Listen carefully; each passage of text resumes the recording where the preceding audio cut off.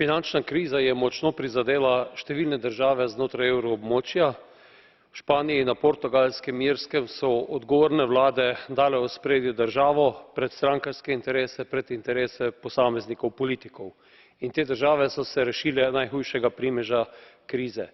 Na podobni poti je bila tudi Grčija pod vodstvom vlade gospoda Samarasa. Njegova vlada je plačala ceno izvedbe nujnih reform in izgubila volitve.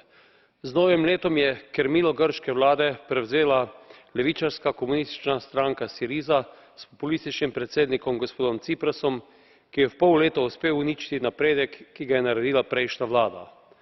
Zavajanje, neresne, neodgovorne obljube in obljubljanje nemogočega so pripeljale do nedeljskega referenduma, ki je prava politična ruska ruleta, ki ogroža območje evra, predvsem pa iz dneva v dan slabša socialno sliko v Grčiji.